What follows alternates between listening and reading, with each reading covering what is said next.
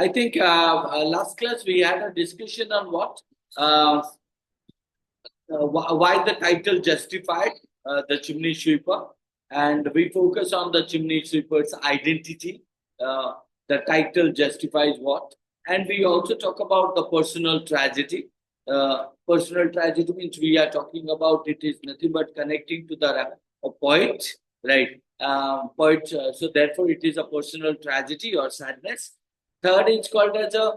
We also talk about it's not limited with the theme, right? It's a connection to the broader themes.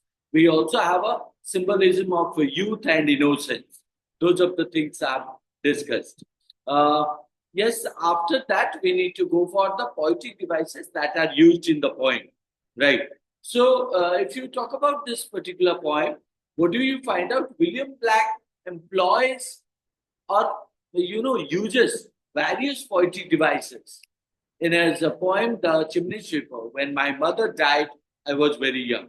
Now, what do you find out? The Chimney Sweeper, when my mother died, I was very young. But are they called as a complete title? No. So the Chimney Sweeper is the title, whereas when my mother was dead, I was young, is a subtitle, isn't it? So, and it increases nothing but the emotional depth and also you can say thematic resonance or called as understanding the theme, right? So, some of the key poetic devices that you would find out in the poem, it's called as the rhyming scheme, right? So, what kind of a rhyming scheme that you find out? Young, Tom, weep, sleep, right? So that's indicating about what? AABB, isn't it? AABB. Second is called as a repetition. When you talk about repetition, it's called as a word like weep, weep, weep, weep, right? So Black uses repetition to emphasize what?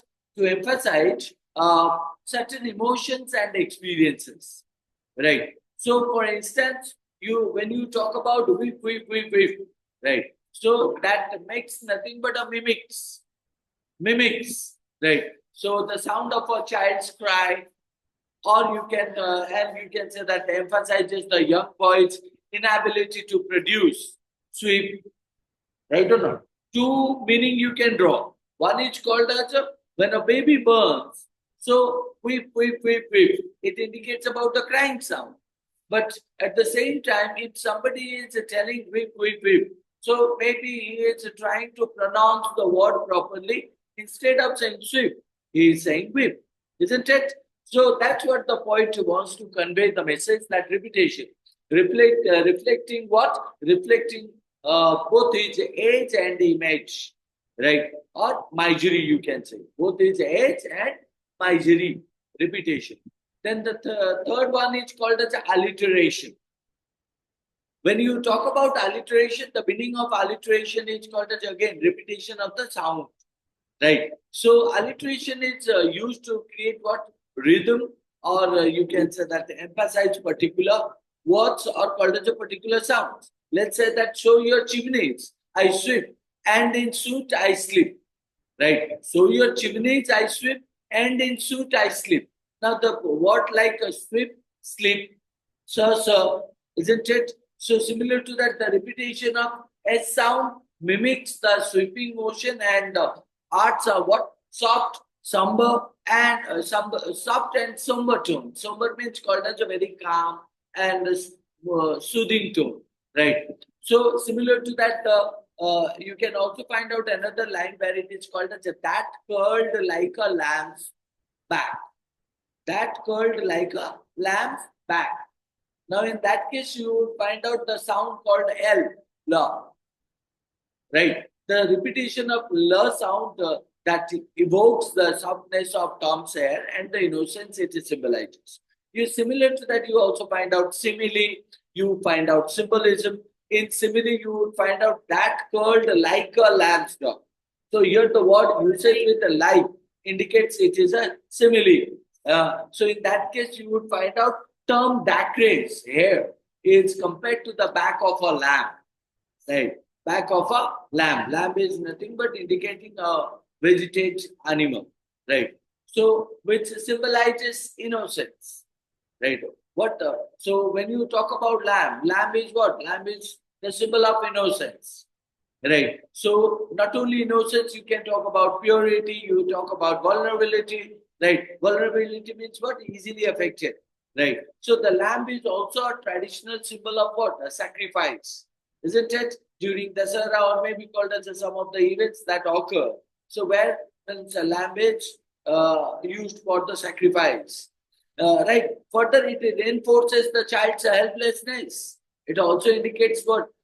Childhood, that is innocence, and lamb is also innocence. Lamb, when sacrifices, it doesn't have any kind of a means, any kind of own intention. What you can say that. So you can consider that the lamb is completely innocent because it cannot do against it. Right. So similar to that, the child is also helplessness because what happens to it, right? It also doesn't know, right? So therefore, it is also helpless.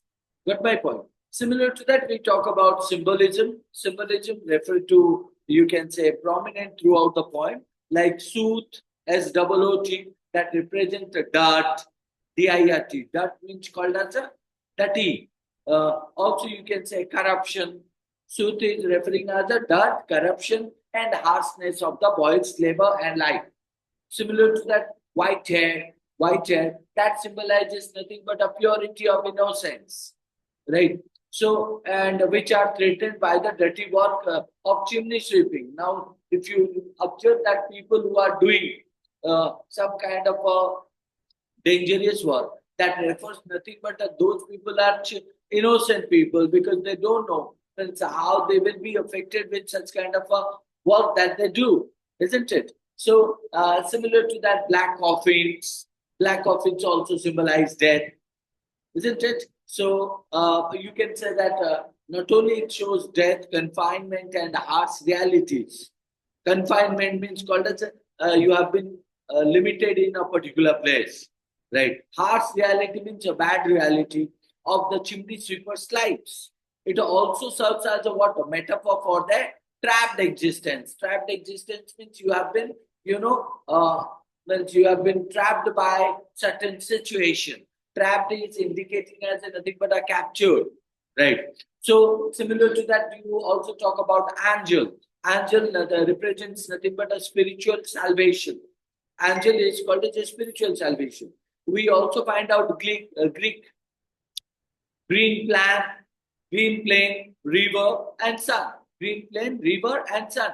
So these elements symbolize nothing but a freedom, cleansing, and also the warmth of a divine or spiritual light. In contrast to the dark cold life of the chimney sweeper, right? Beside that, these are called as a symbolism. Now, beside that, you also find out imagery. So, imagery indicates nothing but a black paints, complete imagery to appeal the sense and influence emotion. How? Now, you can find out the line is given where it is stated, locked up in coffins of black. Locked up in coffins of black. So, that creates nothing but a sad visual, right? A sad visual of the what? Sad visual of the sweepers, right? Those who are sweeping. So they how they have been trapped, how they have been means, very close to the death-like existence.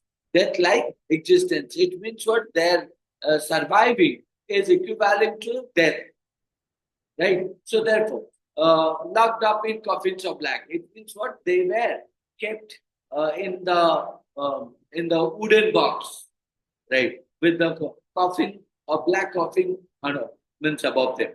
So we also find out leaping, laughing, they run. Leaping, laughing, they run and wash in the river and shine in the sun. So that presents nothing but a contrasting image of what? Freedom, joy, and purity after their release, symbolizing nothing but a spiritual freedom.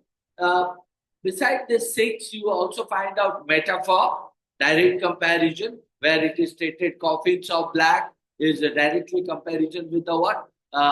Death, right? Similar to that naked and white, that indicates nothing but how the children become naked and white, a metaphor for the purity and spiritual rebirth, isn't it? Spiritual rebirth. So that comes with the escaping their earthly suffering, isn't it? So beside metaphor, you also find out paradox, that called as a contrast. When we talk about contrast, to highlight the difference between what the harsh reality of the children's lives and the dream of spiritual salvation. One side you are talking about spiritual salvation, other side you are talking about dangerous reality, right? So, like you talk about the cold, dirty, and oppressive world of chimney sweeping is contrasted with the warmth, light, and freedom of the dream world, right? So that's what, like a dream world means green plants, sun, and rivers. These are what? These are purity, right? But at the same time, the other side, you are also pointing about harsh reality of the children lives. Everything is present, still the children are living in a dangerous life, right? Next, you would find out also personification. When we talk about personification, we find out that the angel can be considered a personification of hope. Hope, right? Hope and hope or divine intervention, right? It seems like what giving the abstract idea of salvation a concrete form of the boy's dream. So the boy dreams of whom? Dreams of the angel, and that angel is nothing but a direct comparison, or it indicates nothing but a it indicates about the children's hope and the children's divine intervention. So when a child hopes for something, so it means he expects nothing but somebody would come to rescue him or save him from the kind of a harsh reality that he faced. The Beside that, you would find out the last one, that's called as irony, right? When we talk about irony, what do we find out? We find out a subtle irony in the last stanza. If you go to the last stanza, where the speaker suggests that if all do their duty, if all do their duty, they need not fear harm, right? They need not fear harm, right? The implication is that although the children are doing their duty, right? Although the children are doing their duty, so they are still suffering from extreme poverty and exploitation, isn't it? So the idea of not fearing harm seems grimly ironic. So considering the dangers they face, daily, like, do you understand the meaning called irony? The meaning of irony is called as one side, what you are saying, right? The other side, what we understand, right? One side, what you see the reality. The other side is something like an imaginary, right? Like how? Now, when you say that what? If all do their duty, they need not fear harm. It means if you are doing your duty, you will not afraid of any kind of a danger. But here the children are doing their duty, isn't it?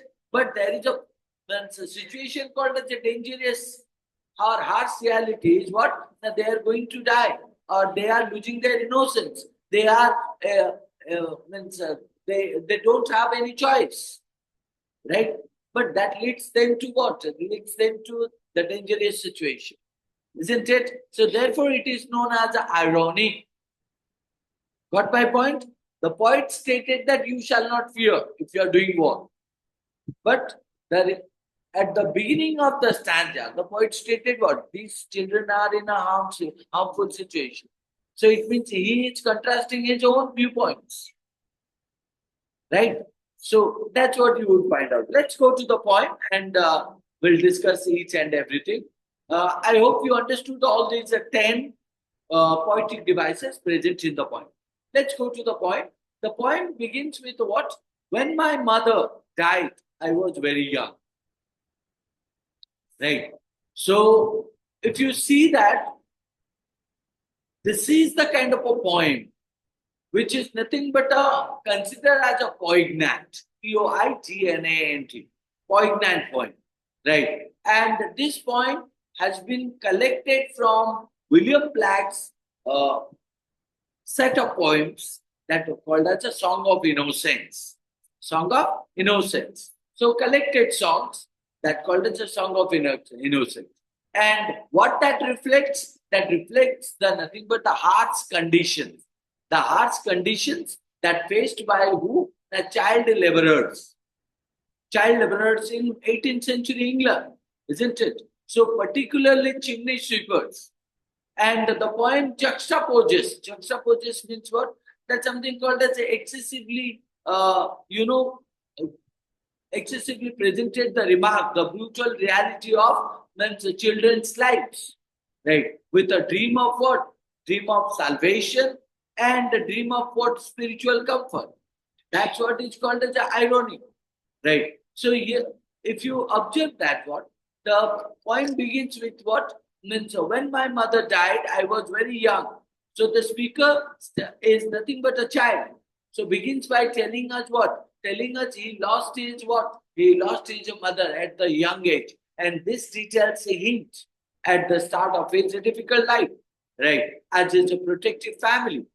So protective family structure has been broken, isn't it? So the family that protects the child, right? But what happened now when the family structure has been broken? So definitely it hampers to the child, isn't it? And my father sold me while yet my tongue, right, could scarcely cry. Weep, weep, weep, weep, weep, isn't it? And my father sold me while yet my tongue could scarcely cry. Weep, weep, weep, weep, weep. Right? So what does it say? His father, after the mother's death, did what? Sold the young child uh, into chimney sweeping. Right? So a common practice at the time. At that time means referring to the romantic period. Right? So in England. So the child is so young that he cannot pronounce. Pronounce what? Pronounce the word sweep. It means he was crying, or maybe called as he was repeating the word called as a weep, weep, weep, weep, weep. Right. So the word sweep properly. So the repeated weep mimics what? The cries of chimney sweepers on the street. Right. And making their suffering sound almost like a what? A lament. It seems like what she was crying because she was sad. Or sorry, because he was crying or it was crying. Because child, we don't know boy or a girl. So we can say that the child, since the child is crying continuously or making the sound of sweep or weep, right? So that makes the reader feel like what? The child must be sad, right? So your chimneys I sweep and in suit I slip. So the boy now sweeps. The boy now sweeps. What? The chimneys for a living.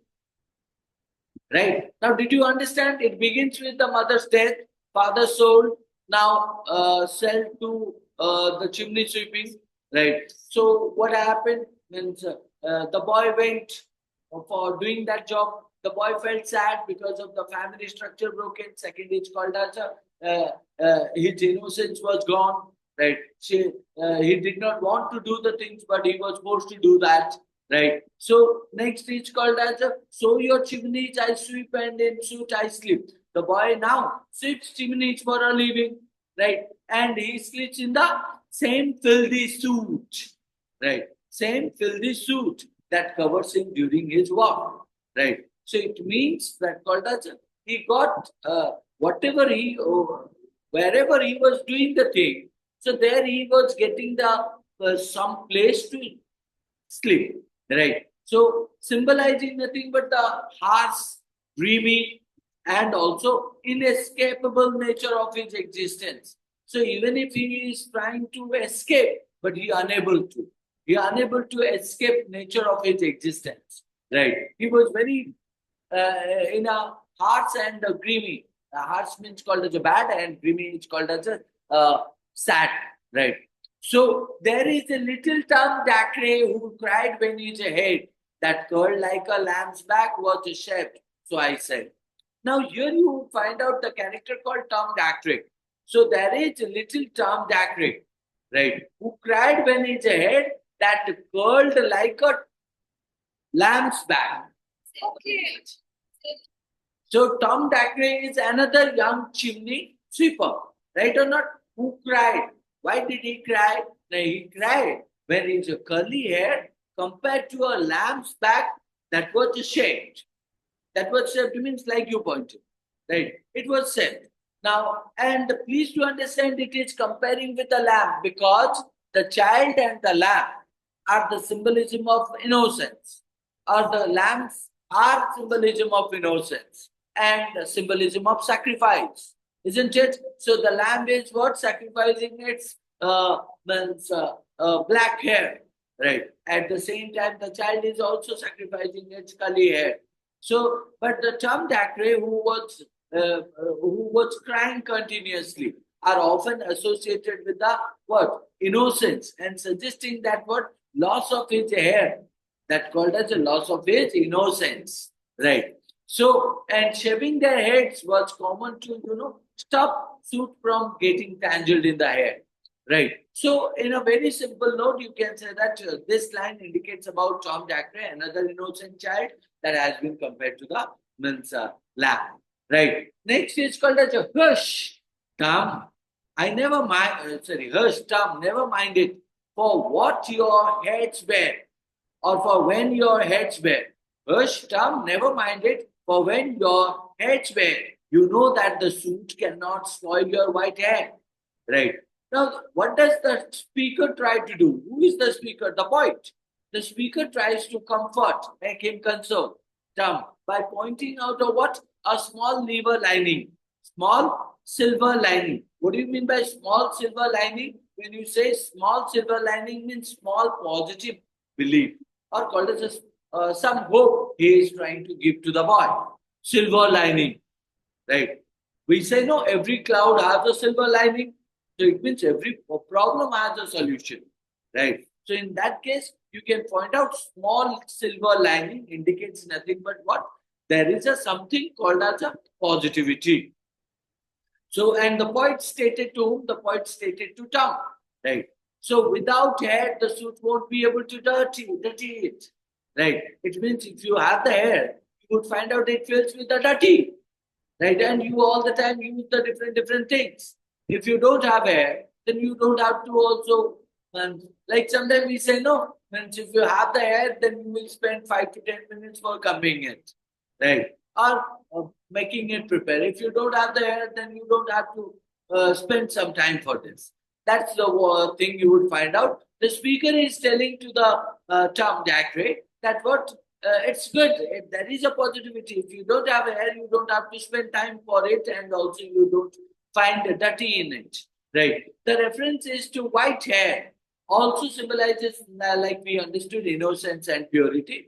But soot and labor tarnish this innocence. Soot and tanner is called as a dirty, garbage, or other things which are actually losing its innocence, isn't it? Because they are not supposed to do the job like or work like sweeping, right? They should go for the studying, educating. So, and so he was quiet, and that very night. And so he was quiet, means Tom Dacre was quiet, right? And that very night, as Tom was sleeping, he had such a sight. So Tom is comforted and calm down. So that night he has a dream or a vision. Dream or vision means see something future, right? So that thousands of sweeper did join Nate and Jack. So where all of them locked up in coffins of black. Now it means he is not alone. Or called as the speaker is not alone. Like speaker and Tom Dacre, many other children are also forced to do such kind of a job, right? They are also living nothing but they are also suffering the harsh reality. They are also facing harsh reality. It is stated on locked up in coffins or blank. It means they are also sacrificing their freedom, right? So in Tom's dream, he sees what many chimney sweeper like himself, right? So they are trapped inside black coffins, representing both the literal danger of suffocation. So if you are in the coffin, you can't take breath, right? So you become suffocated in chimneys, and the metaphorical death of their youth and freedom. So even your young age and freedom also lost, right? And by came an angel who had a bright key, and he opened the coffins and set them all free. Now here, angel is called as a positive. So you would find out an angel appears with a bright key. So not only he sees the sacrifice of freedom, or called as suffocation, or called as the losing innocence, he also finds out that there would be someone who is coming to help him or help them. So, and that would be called as an angel who appears with a bright key, unlocking the coffins. Unlocking the coffins means open the box and setting the all these sweepers right free. This represents what? The hope of a spiritual salvation. The day will be there when they will, free from all kind of things, spiritual salvation or liberation from that means bad lives, grim lives, or sad life. Then down a green plain, leaping, laughing, they run and wash in a river and shine in the sun.